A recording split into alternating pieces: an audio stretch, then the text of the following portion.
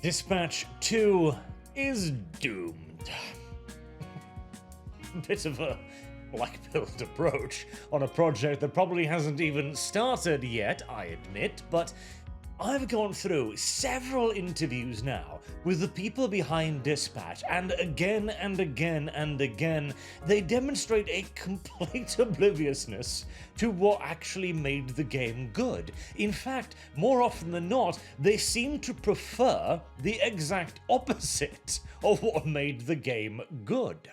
One of the biggest red lights on this that I've seen was when the developers said that they themselves didn't actually expect people to be into the romance option, and that was designed as basically a sort of kind of throwaway thing, which is why a lot of characters that a lot of people were desperate to romance, like Malevola and Coop, weren't romanceable, and also why there were only straight romances in Dispatch, because the devs didn't think it would be a major focus. Somehow.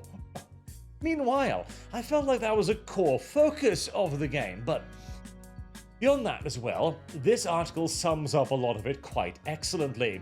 With the Dispatch devs want you to be jerks more often, stop being so nice.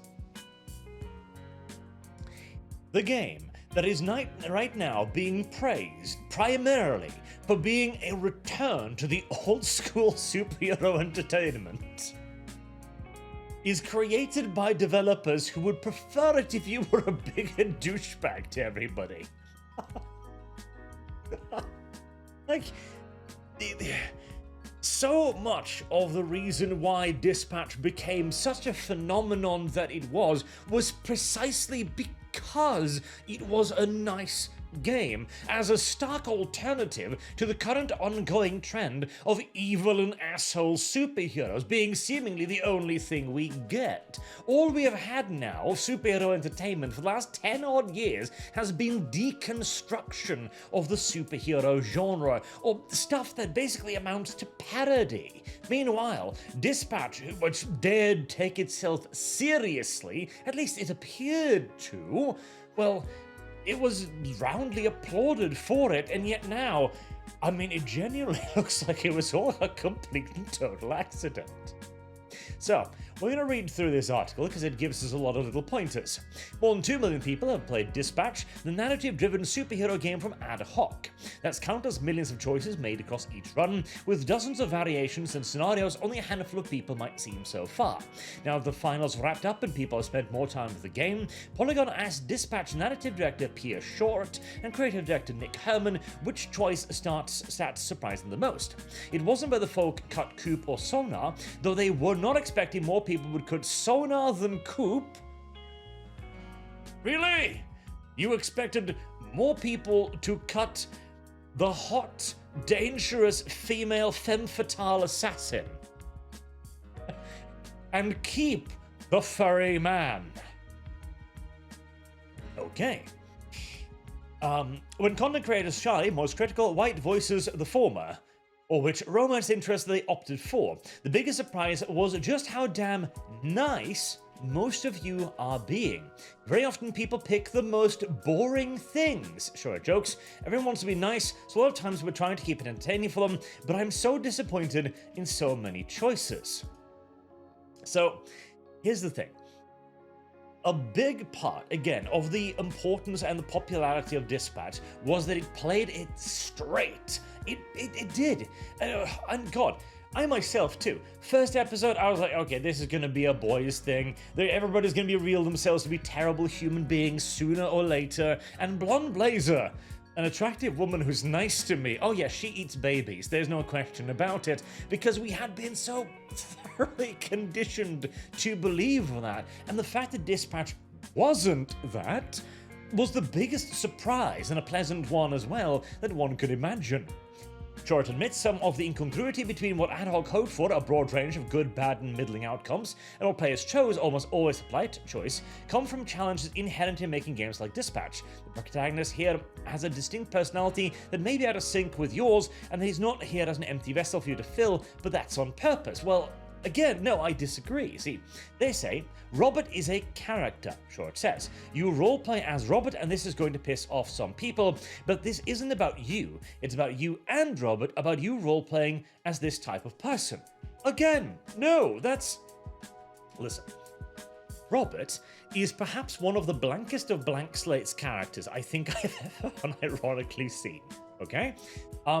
It's the classical thing. You have a hero who is down on his luck. He loses powers and needs to slum it with the rest. He has been reset to 0 in a brand new environment where he doesn't really know anyone except Chase, who is then a sort of a mentor figure to introduce him into the world, and he now has to do something he has never done before. This is, again, a character reset to about the most basic point you can imagine, with then finally a payoff at the very end, where he regains his old powers as a way of showing, look what you've achieved, you've built something, you've created something, you've gotten back to where you were.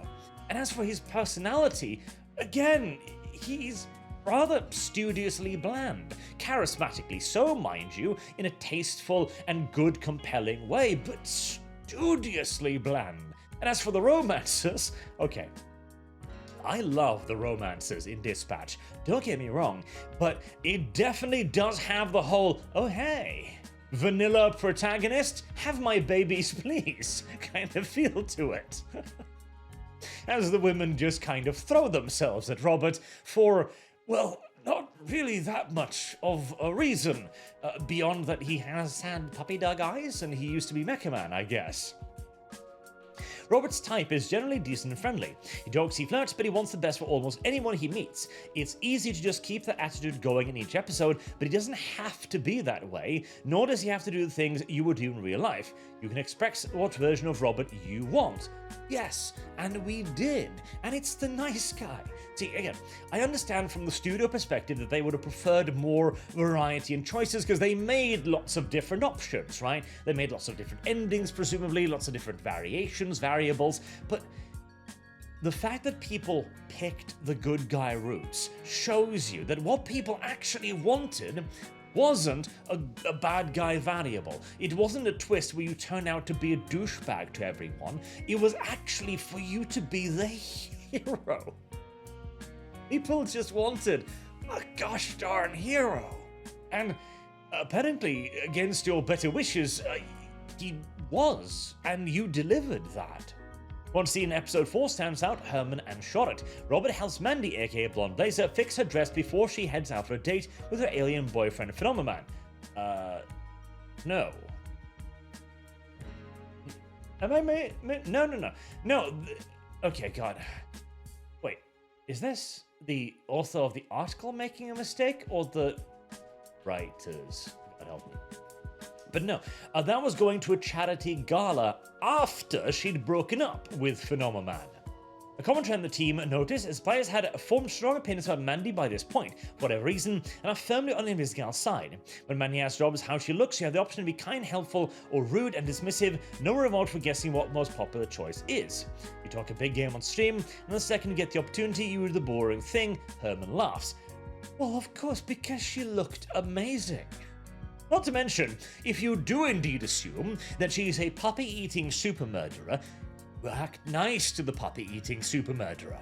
As again, Blonde Blazer being a decent human being, a very decent human being, was indeed a shock because of the constant training, the Pavlovian response that has been hammered into us to expect that every nice person in entertainment is deep down a horrible human being, especially if they're being nice to a regular person.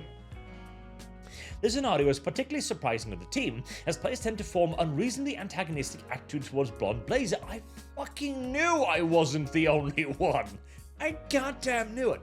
Trot says a sizable number of people play Dispatch and expect Blazer to be secretly horrible, that she'll resent Robert for choosing Invisigal, or that she's following some secret corporate agenda. Well, that latter point more so, because she never really interfered in your relationship at all. She was cool with it, far cooler than Invisigal is with it. But yes, no. That's where we are right now, where the majority of people will see just an attractive, nice woman and think, trap. Yep, that's a trap. Yep, I'm not going close to that. In fact, instead, I will deliberately choose the ex-supervillain. You know, the girl whose introduction has her spying on you, changing and stealing Mandy's earrings. That was the word I was looking for.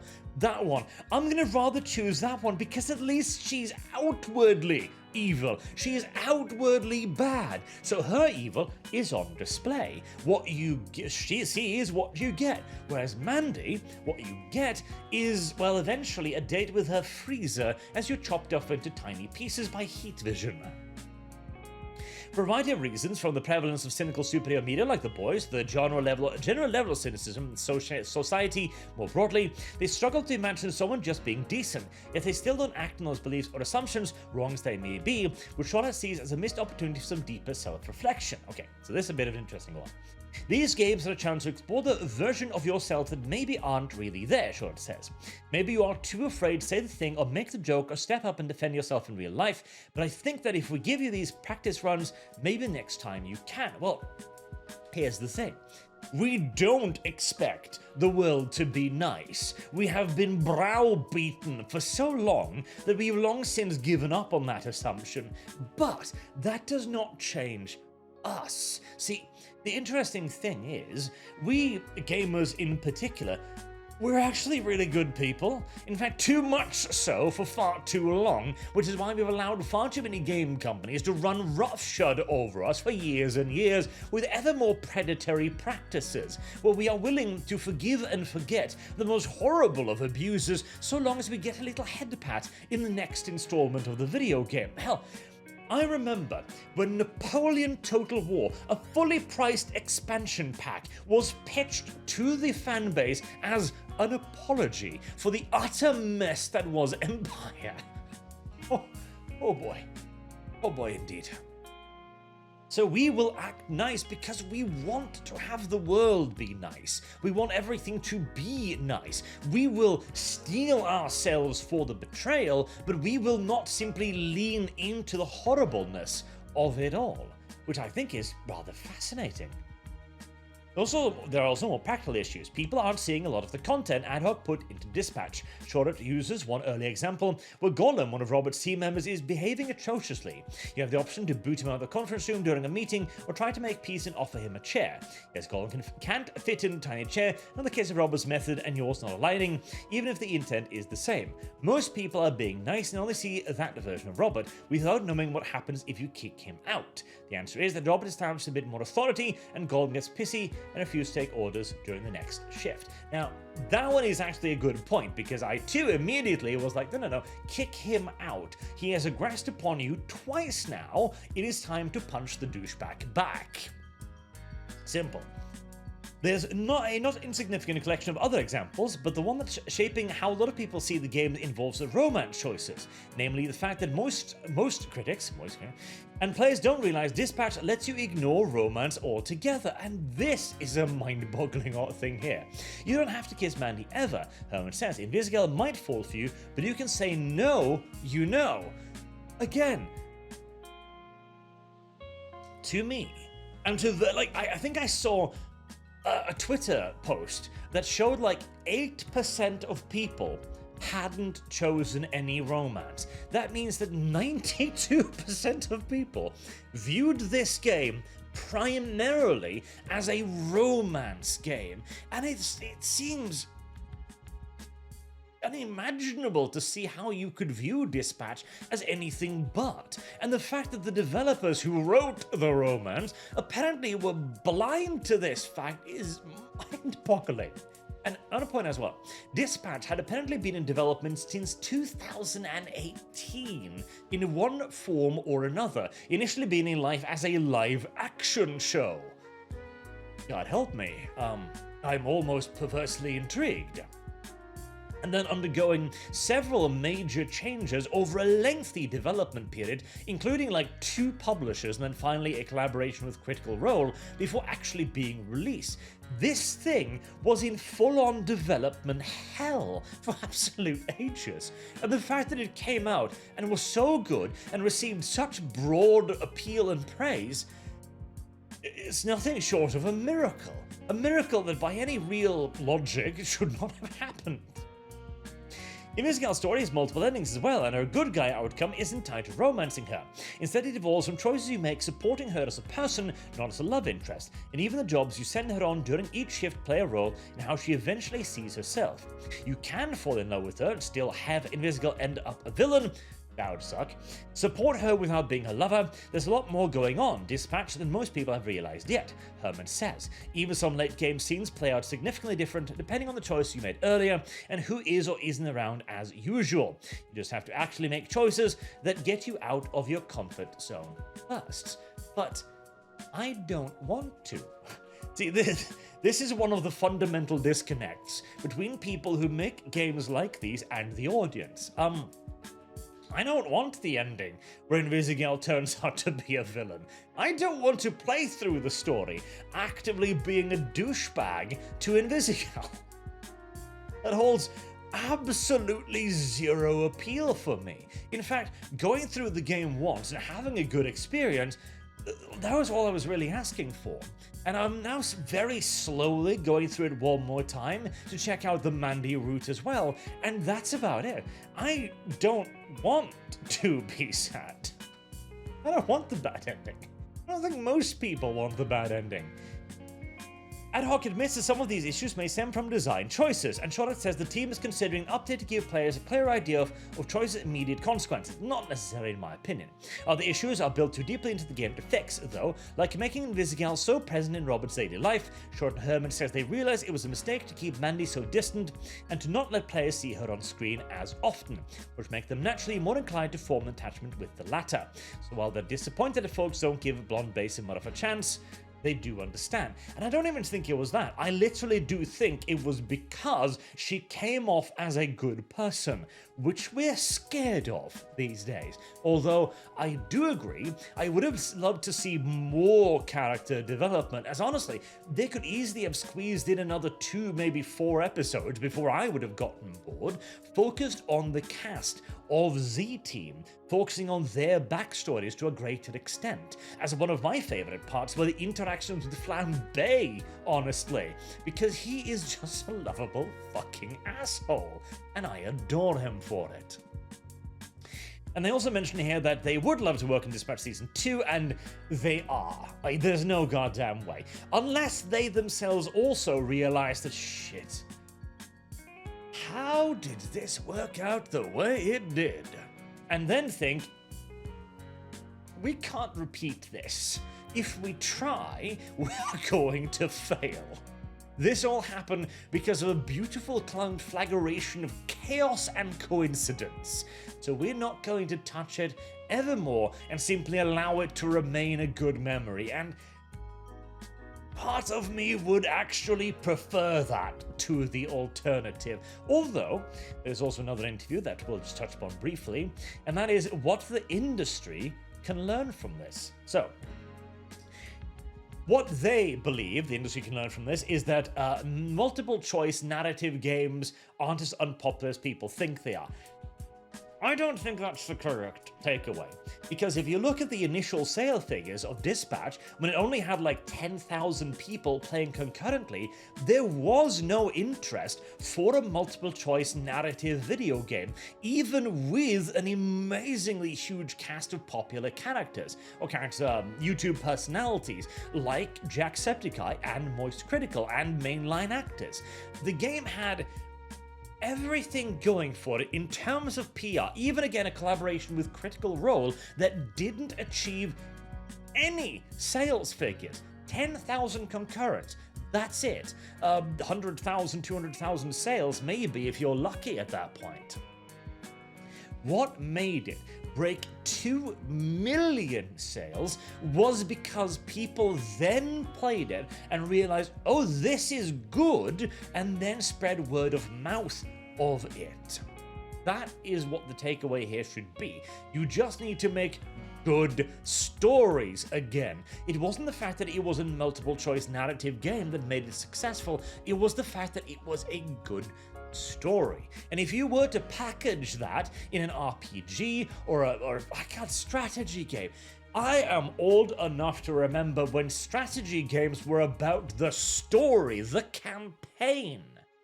But I do indeed hope that the industry will look at this and think, attractive female characters, romance options, good story. Perhaps we should try to bake this into our video games again. I would love it if that was to be actually the takeaway, but everything I've read from the Dispatch developers post-release of the game, again, I'm sorry to say, I think it was a fluke. And hey, worst case scenario, right? The pessimist can only ever be positively surprised. So, if Dispatch 2 comes out and is absolutely mind-blowingly awesome, I'm just gonna sit there and be like, yep, I'm very happy I was wrong on that. I'm very happy that the developers did know what they were doing, at the very least to the extent where they were capable of replicating it. Although, okay, this interview is obviously a little bit tongue-in-cheek, and they're obviously having a little bit of a laugh. I just hope they don't fall into the Joaquin Phoenix and Joker 2 trap of beginning to dislike their own creation because it's not being enjoyed in the way they wanted it to be enjoyed. Because that is how you torch million-dollar franchises. Anyways, I figured you deserved some bad news. And do let me know what you think of it in the comment section down below, as always. And until next time, I've been Arch. Thank you very much for watching, and I do hope to see you all again soon. Have a good day.